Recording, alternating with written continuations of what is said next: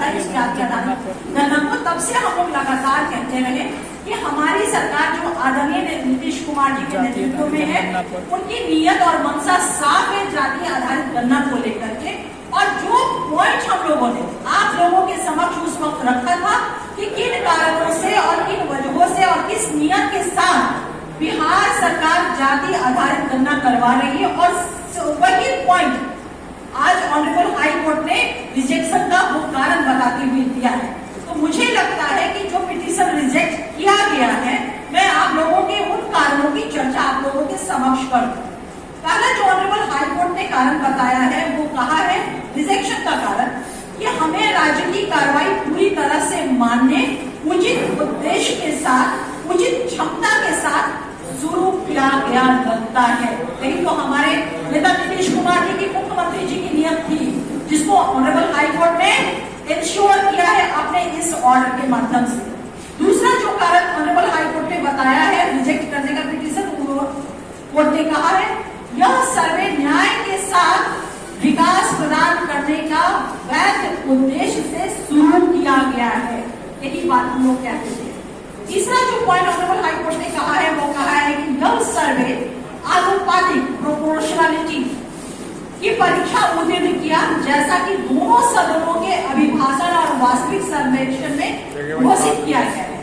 चौथा point petition reject करने का ऑनरेबल हाई कोर्ट का है, और कि यह सर्वे में व्यक्ति की निष्ठा के अधिकार, राइट टू प्राइवेसी का उल्लंघन नहीं किया गया है।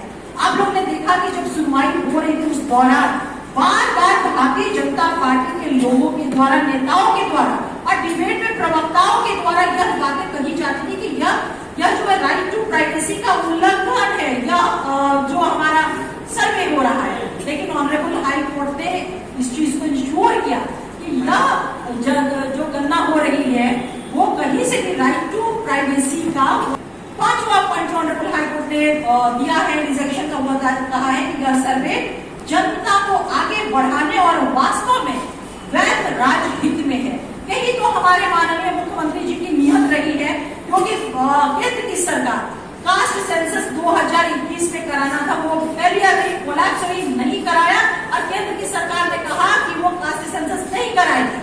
हमारे माननीय मुख्यमंत्री केंद्र के भरोसे नहीं बैठ सकते थे, क्योंकि साइंटिफिक डाटा चाहिए था, और इसी नियत से कि ताकि राज्य का विकास हो सके।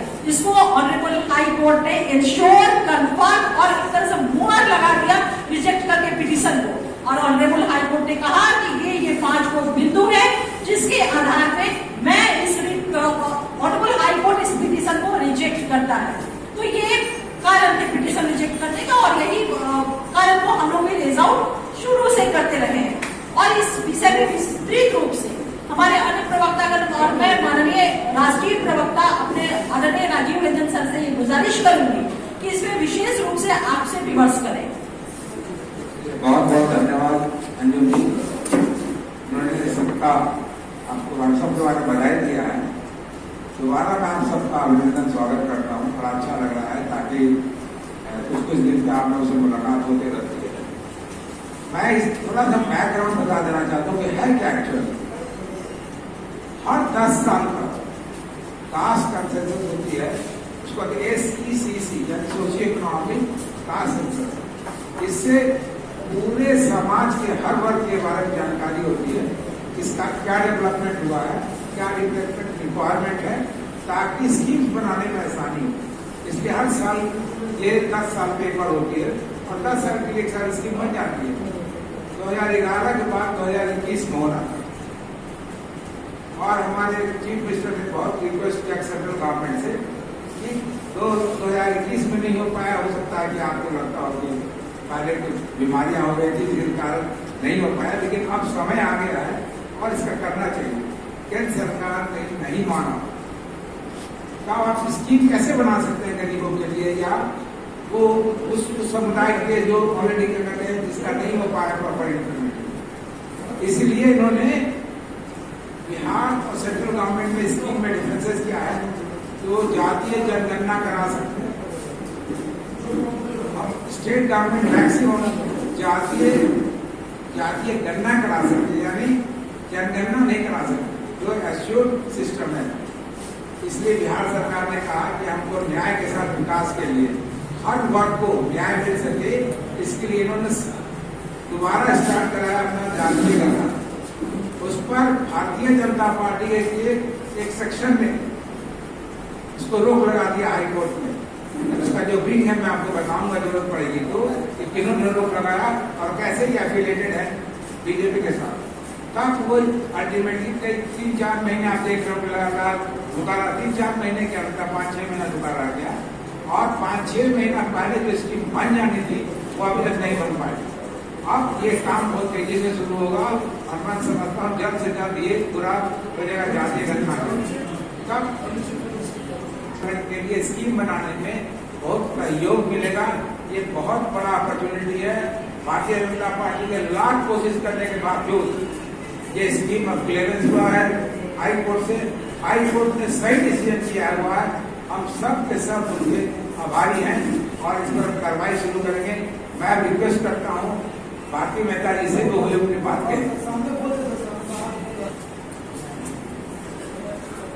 आज लोग इलेक्ट्रॉनिक और प्रिंट मीडिया के साथ ही उनके सामने रखना चाहूंगी कि यह बहुत दुर्भाग्यपूर्ण है कि अगर आप मतलब भाजपा बीजेपी, अगर बीजेपी पक्ष में है जातीय गणना के तो कहे कि हाँ मैं पक्ष में हूँ, विपक्ष में है तो कहे कि हाँ मैं विपक्ष में हूँ। चूंकि जब जातीय गणना का निर्णय बिहार के दोनों सदनों से हुआ था तो यह बिहार सरकार का सर्वदलीय संकल्प था। मगर जब सर्वदलीय संकल्प के बाद जब बात आई जातीय गणना कराने की, जब तक बीजेपी साथ थी तब तक तो चीजें बहुत स्मूथ थी, मगर जब बीजेपी बिहार की सत्ता से बाहर हो गई तो बहुत दुर्भाग्यपूर्ण है कि उसने गाजियाबाद के पास की एक संस्था यूथ फॉर इक्वलिटी के आड़ में, अरे महोदय विरोध में है तो आके कहिए, ये लोकतंत्र की खूबसूरती होती है कि मैं विरोधी हूं तो हूं। आप फेक चेहरे के साथ आप आते हैं और यूथ फॉर इक्वलिटी संस्था की तरफ से एक दर्ज किया जाता है रिट ऑनरेबल हाई कोर्ट में कि जातीय गणना को बिहार में रोका जाए। यह बहुत दुर्भाग्यपूर्ण है लोकतंत्र के लिए, किसी भी लोकतंत्र के लिए। दूसरी बात कि हमारा मानना है, जेडीयू का मानना है कि पिछले 9 वर्षों में माननीय प्रधानमंत्री नरेंद्र मोदी जी ने मानवीय सूचकांक की बेहतरी के दिशा में कोई काम उस दिशा में नहीं किया है। इसलिए वो नहीं चाहते हैं कि धरातल पर क्या वास्तविक विकास हुआ है अथवा नहीं हुआ है वो खुल के जनता के सामने आए। और इसके साथ मैं आभार प्रकट करना चाहती हूँ आदरणीय उच्च न्यायालय पटना का कि जिसने हमारे माननीय नेता नीतीश कुमार जी का जो मनोभाव रहा है न्याय के साथ विकास, और वास्तव में विकास धरातल पे किस स्तर तक जा रहा है, हमारा सिस्टम किस तरह काम कर रहा है, उसको जानने के लिए जो उन्होंने जातीय गणना कराई थी उसके पक्ष में उस रिट को, उस याचिका को खारिज करके उन्होंने जो फैसला दिया है, इसलिए हम बहुत बहुत आभारी हैं। और अब मैं आगे के लिए डॉक्टर सुनील सिंह जी को ये गणना को ऑफेंड किया है, इस काम को तुरंत शुरू होगा और उसे कराया जाएगा। और उसके पीछे पर्पस क्या है? पर्पस है कि माननीय नीतीश कुमार जी का न्याय के साथ विकास करना। न्याय के साथ विकास करना होता है कि समाज के अंतिम पायदान पर बैठा व्यक्ति को भी विकास की किरणें मिले ताकि वो मुख्य धारा में आ सके। तो इसके लिए ये जानना जरूरी था कौन कौन सी जात के लोग किस किस इलाके में किस किस संख्या में है और उनकी सामाजिक, आर्थिक, शैक्षणिक स्थिति क्या है। ये किसी एक जात के प्रो किसी के एंटी नहीं था। ये सवर्णों की अगर बात कर लें, ये बात कहे और फैलाई गई कि सवर्णों के खिलाफ है, ये भी सवर्णों के साथ वाली चीज है। क्योंकि आज के दिनों में ये बातें छन के आई कि हमारे सवर्ण भाइयों की भी स्थिति अच्छी नहीं है सामाजिक और शैक्षणिक और आर्थिक रूप से, तो उसकी भी जानकारी होगी, उसकी जानकारी होगी। और योजना जो लोक कल्याणकारी योजना होता है जिससे कि विकास की धारा पहुंचती है लोगों तक, उसे और आपको मैं बता रहा हूं कि किस तरह से भारतीय जनता पार्टी अपरोक्ष रूप से अपने लोगों को खड़ा करके न्यायालय में याचिका दायर करा के जाति गणना जो चल रही थी इस पर रोक लगवाया। ये आज की तारीख में जो निर्णय आया, इस निर्णय के बाद चूंकि हाईकोर्ट ने सारे पहलुओं पर, सारे बिंदुओं पर चिंतन मनन करके ये फैसला सुनाया और उनकी याचिका को खारिज किया। उनकी याचिका चलने योग्य नहीं थी, सुनवाई योग्य नहीं था। तो पत्रकार बंधुओं, आपको मैं बता रहा हूं कि किस तरह से जरा मैं नेपथ्य में ले जाना चाहता हूं कि जहां से शुरुआत हुई है जाति गणना की। तो हमारे राष्ट्रीय प्रवक्ता महोदय ने भी बताया और मैं पुनः उस बात को दोहरा रहा हूं कि देश में जो आम जनगणना होती है 11 में हुआ था, 21 में कराना था देश में जनगणना, लेकिन केंद्र सरकार ने जनगणना को नहीं करा पाई और तरह तरह के बहाने बनाकर इसको टालती रही और आज तक जनगणना नहीं हो पाया। तो आज तक जनगणना नहीं हो पाया, फिर 2024 में 26 में नया परिसीमन होना और नए परिसीमन में कैसे करेंगे परिसीमन जब नया कुछ डाटा इनके सामने नहीं रहेगा।